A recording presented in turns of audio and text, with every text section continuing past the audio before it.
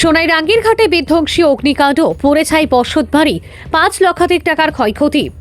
কাছাড় জেলার সোনাইরাঙ্গীর ঘাট এলাকায় বৃহস্পতিবার রাতে বিধ্বংসী অগ্নিকাণ্ডে একটি বসতবাড়ি সম্পূর্ণ পুড়ে ছাই হয়ে যায়।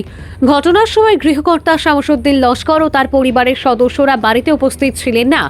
খবর পেয়ে দ্রুত ঘটনাস্থলে ছুটে আসেন শামসুদ্দিন লস্কর। জানা গেছে বাড়িটিতে কোনো বিদ্যুৎ সংযোগ ছিল না।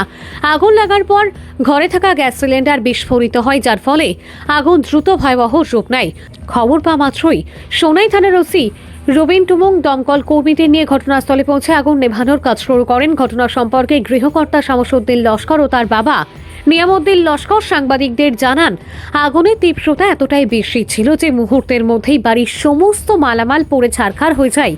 তাদের দাবি, অগ্নিকাণ্ডে আনুমানিক 5 লক্ষাধিক টাকার ক্ষতি হয়েছে। আগুন লাগার সঠিক কারণ এখনো জানা যায়নি।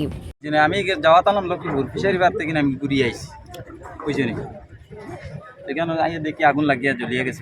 শামসুদ্দিন লস্কর গরম খেয়ে আসলা গরম ভাবতে পারলাম না, আমি একটা আরো মানুষ থাকে না, ফ্যামিলি আছেন, ফ্যামিলি অন্য বাড়িতে কিছু আগুন কেমনে লাগলো? জিনিসপত্র করছে সব আগুন কেমনে লাগলো বুঝা গেছে কোনটা বোঝা গেছেন।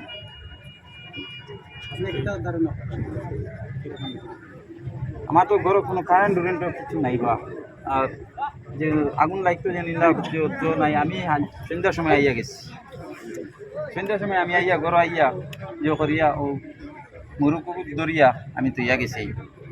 আপনি কিতা কাজ করেন? সুপারি ভিতরা